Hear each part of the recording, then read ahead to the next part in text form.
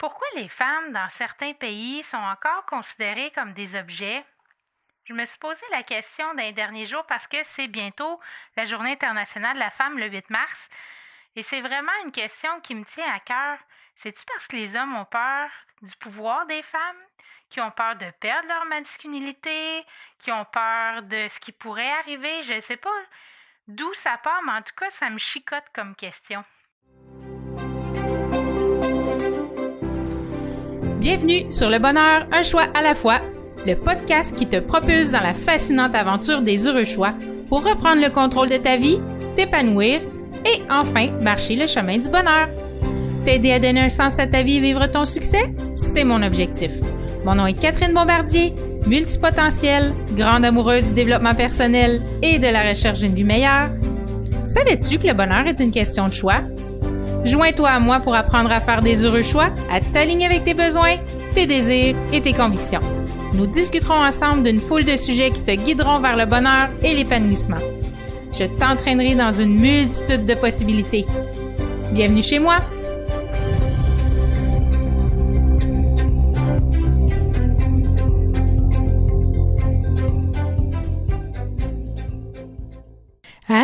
Allô, j'espère que vous allez bien. Bienvenue à l'épisode 13 du podcast Le Bonheur, un choix à la fois.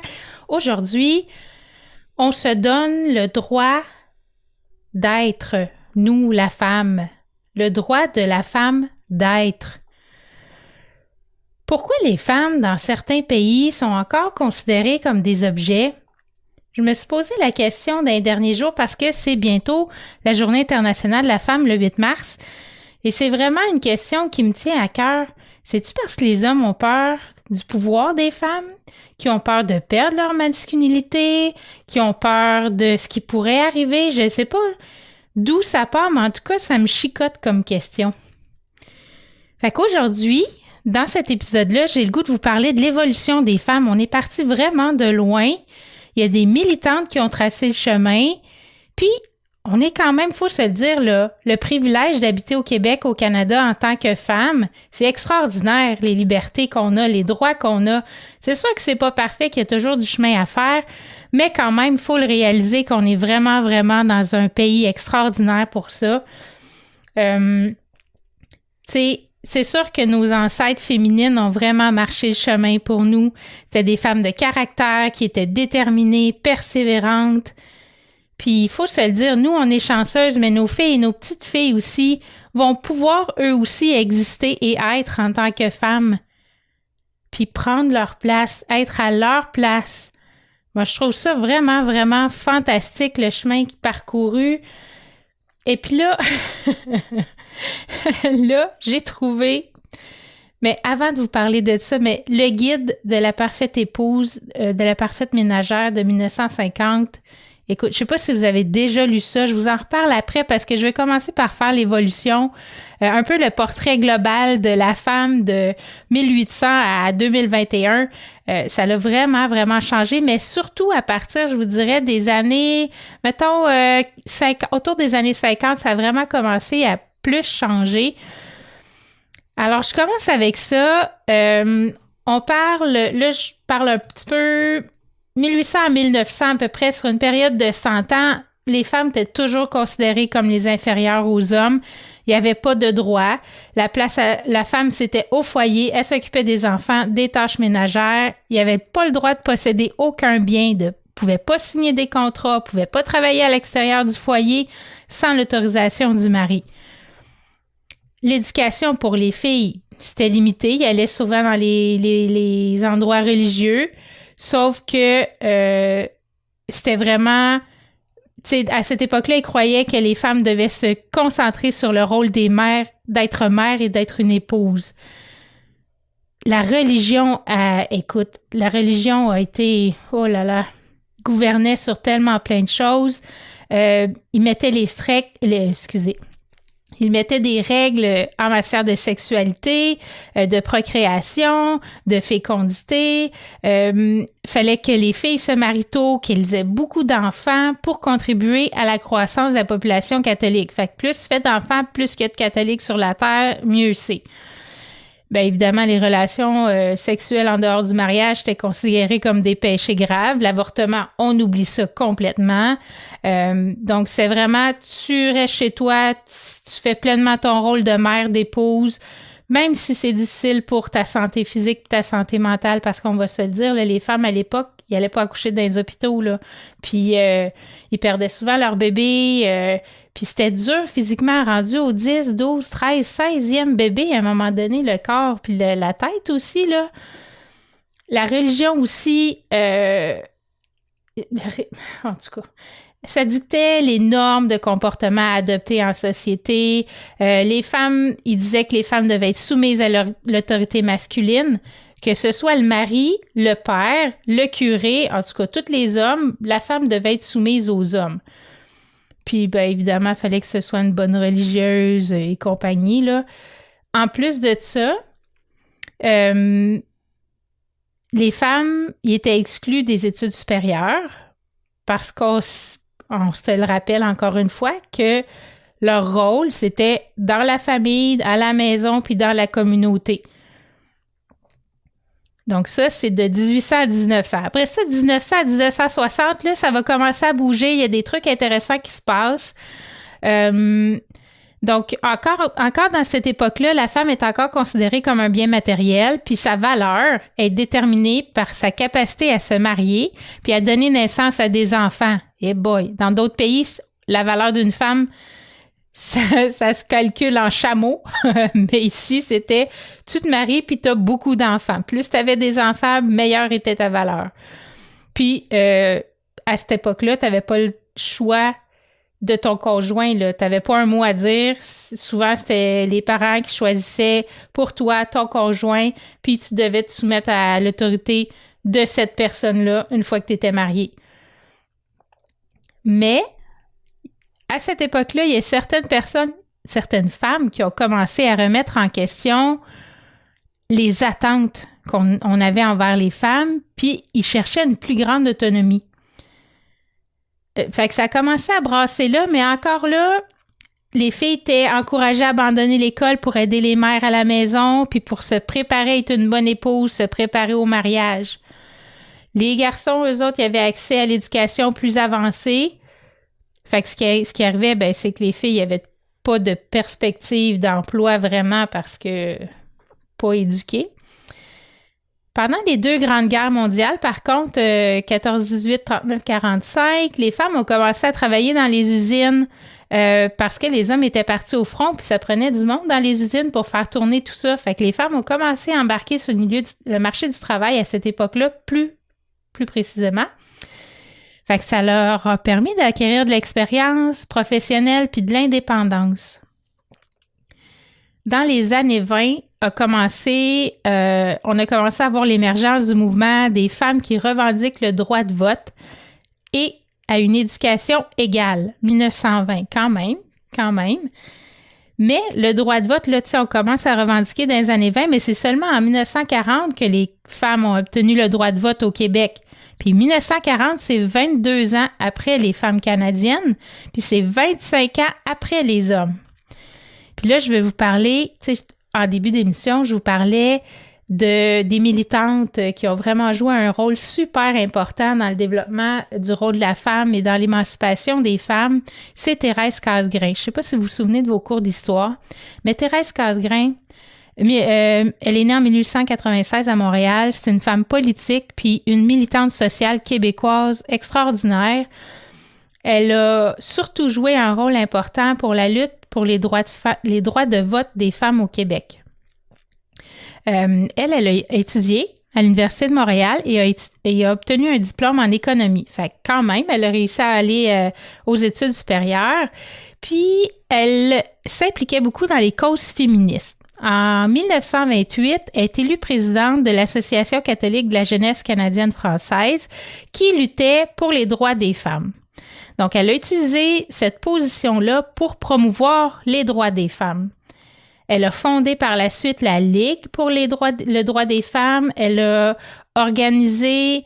c'est ça. Ce que je voulais dire, je m'excuse, c'est que la Ligue pour les droits des femmes, c'est une organisation qui militait pour le suffrage féminin, pour que les femmes aient le droit de vote. Fait que pour faire tout ça, elle organisait des pétitions, elle organisait des marches, des manifestations pour faire pression sur le gouvernement pour dire « Hey, les femmes, on a le droit de vote, on est intelligente, on est capable de s'impliquer en politique et tout ça. » Elle a fait tellement preuve de détermination et de leadership que les femmes, grâce à elle et à toute sa Ligue des droits pour les femmes et tout ça, a obtenu le droit de vote en 1940. Puis, Thérèse Casgrain aussi, elle a milité pour les droits des travailleurs, le droit des Autochtones, la protection de l'environnement. Fait que déjà, c'était déjà des préoccupations. On parle de 1940, le 1928, 30, 40. C'est pas d'hier que ces sujets-là sont d'actualité. T'sais, on dirait que plus ça change, plus c'est pareil.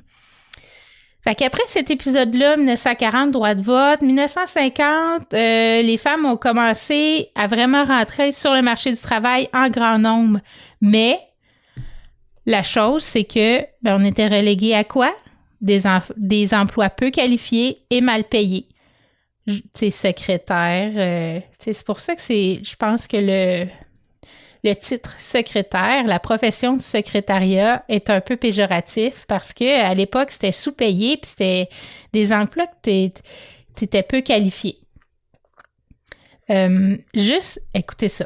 Jusqu'en 1964, les femmes n'ont pas le droit de posséder des biens à leur propre nom. 1964, c'est pas si loin, là. C'est sûr que pour les jeunes milléniaux que 1964, c'est un peu plus loin. Mais moi, je suis née en 78, là. 64, c'est pas longtemps avant moi, là. Avant, probablement plusieurs d'entre vous, là.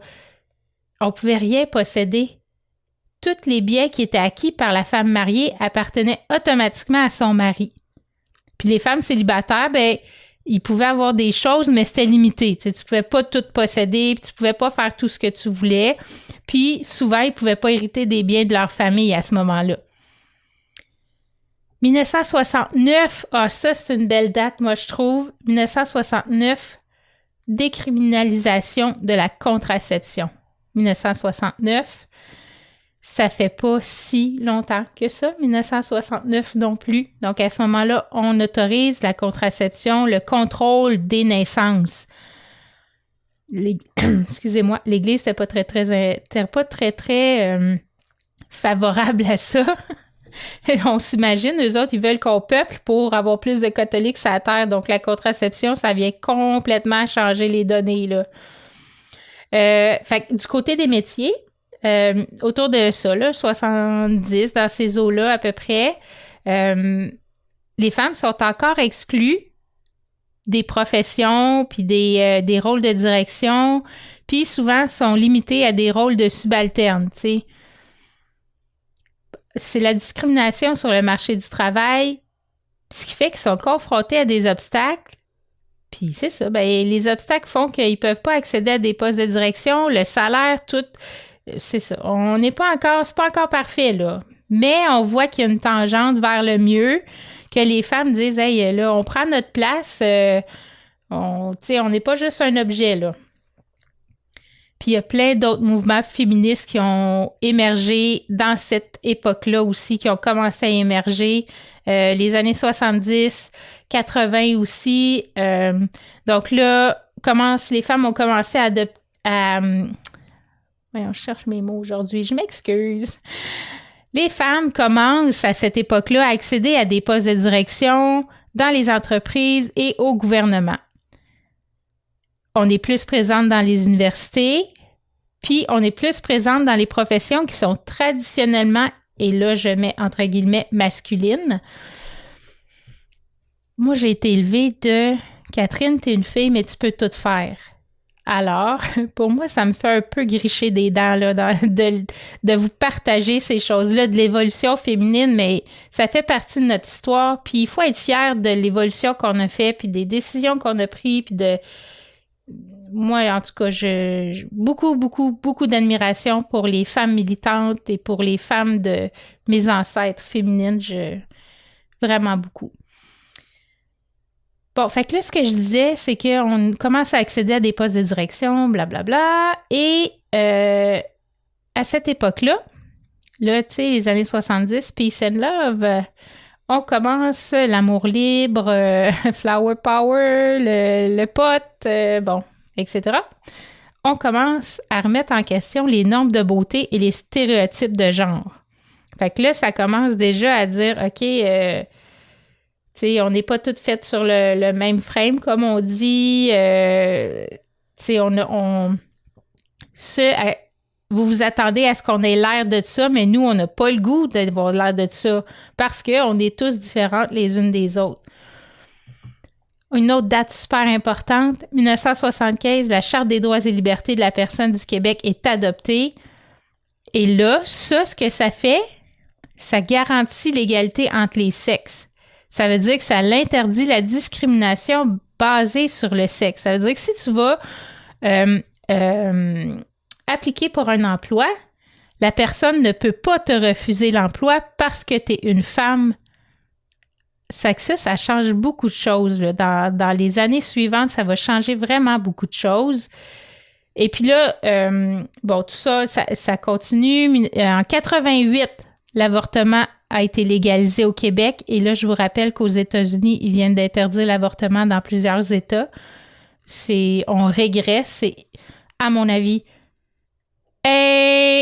inacceptable. On ne peut pas, rendu en 2021, priver la femme de décider de ce qu'elle veut faire de son corps.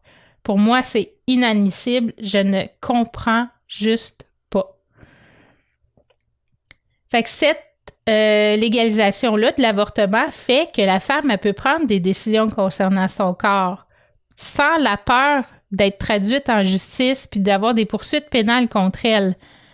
Fait que ça, c'est vraiment une autre grosse étape pour nous, les femmes. 1988, retenez ça, avortement légalisé. Ensuite de ça, 90 à 2021, là, c'est encore, ça va être plus le progrès en matière d'égalité, je dirais. C'est, on essaye d'être plus égal les hommes puis les femmes égales, mais l'inégalité salariale persiste. Ça va, c'est encore d'actualité d'ailleurs. On est en 2023 maintenant et encore, il y a des inégalités salariales entre les hommes et les femmes et il y a plusieurs regroupements qui militent en cette faveur-là. Sauf que l'avantage, moi j'ai la chance d'avoir eu une adolescence dans les années 90 et vraiment les femmes, on a acquis un plus grand contrôle sur notre vie, sur notre corps. Et là, on commence à parler ouvertement des violences, du sexisme, à demander justice aussi pour les victimes.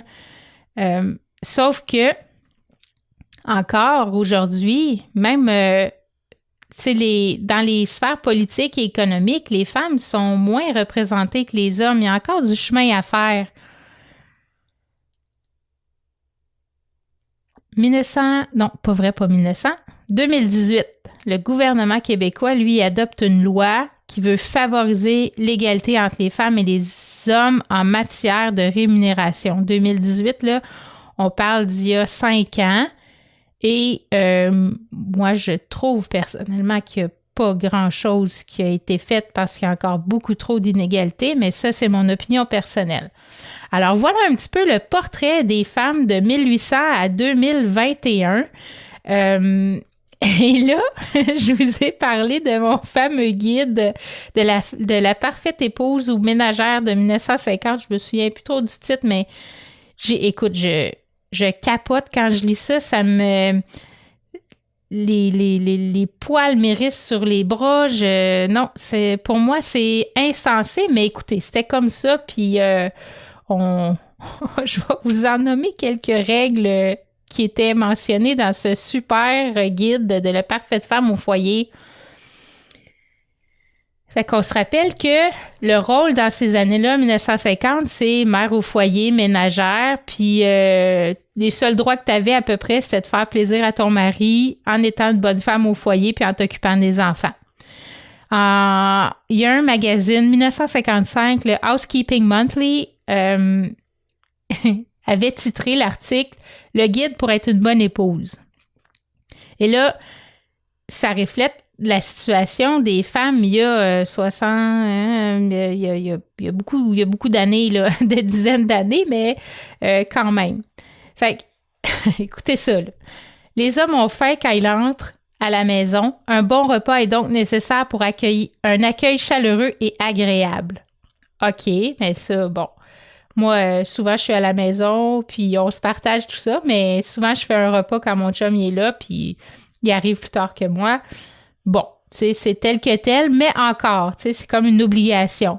Après ça, ils disent environ 15 minutes avant que votre mari rentre, prenez une courte pause pour vous préparer. Retouchez votre maquillage, remettez vos cheveux en ordre et refaites-vous une beauté.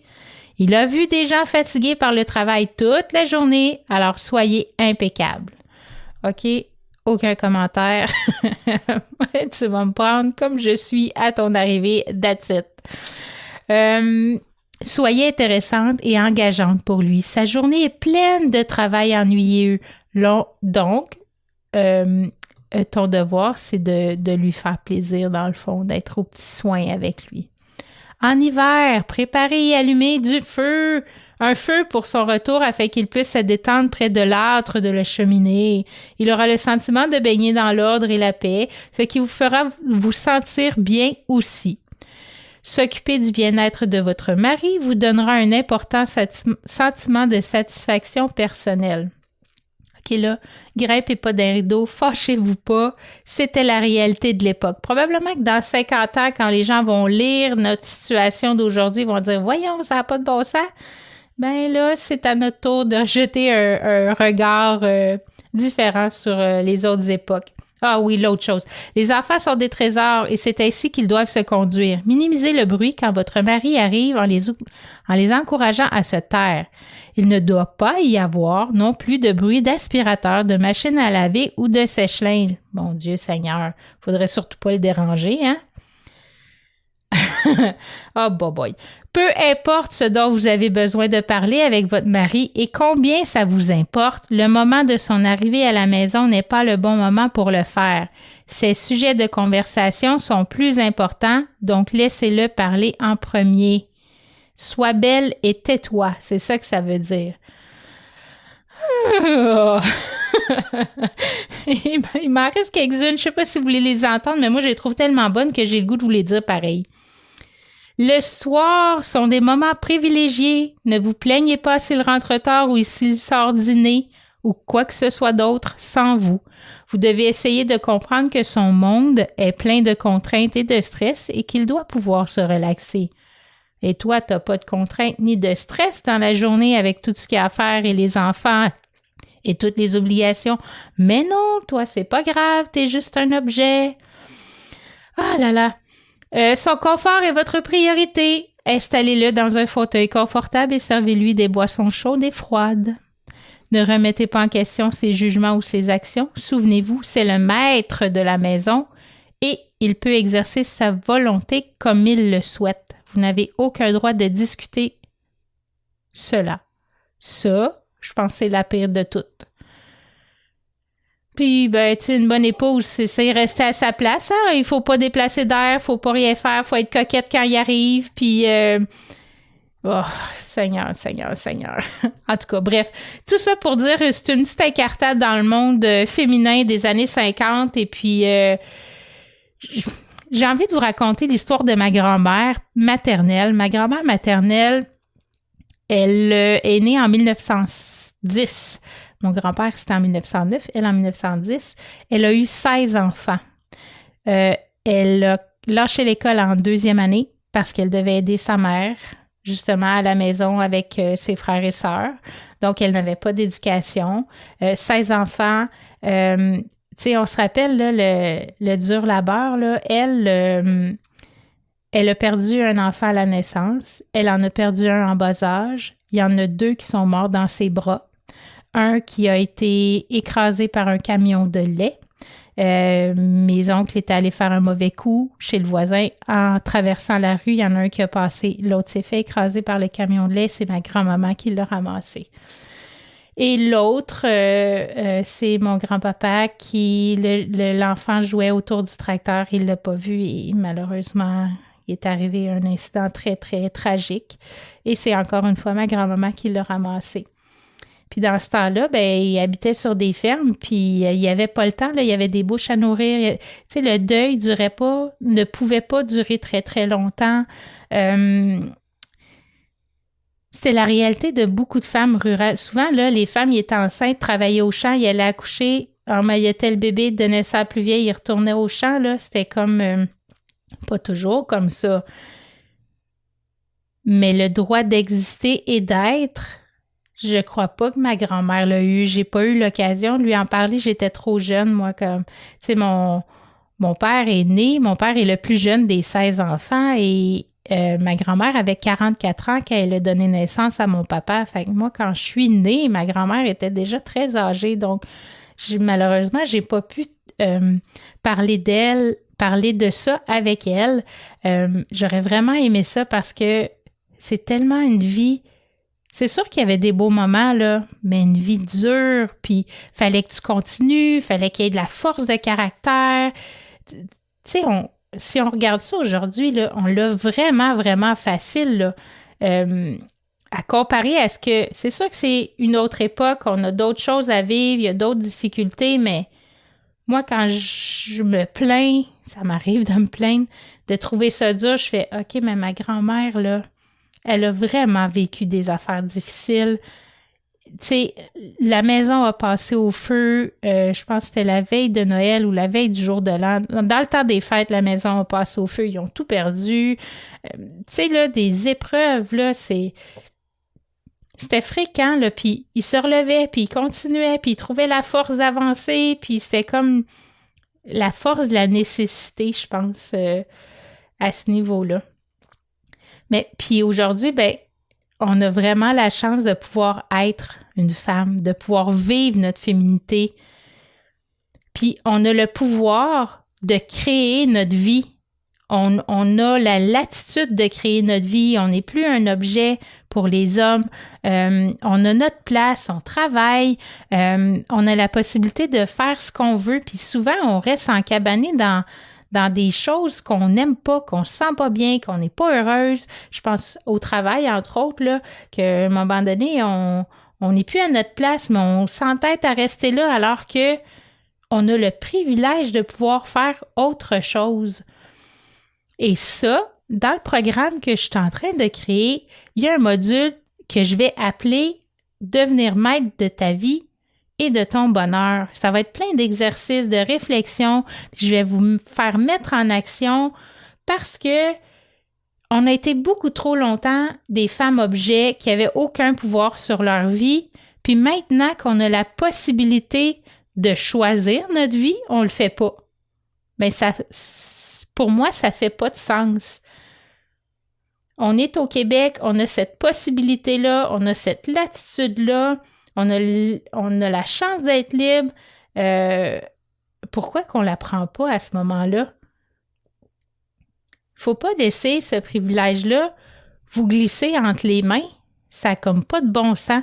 Fait qu'aujourd'hui, ce que j'ai le goût de faire avec vous, c'est de vous proposer un petit exercice que je vais faire avec mes super bienheureux et bienheureuses qui voudront joindre l'Académie Love-toi pour sa formation.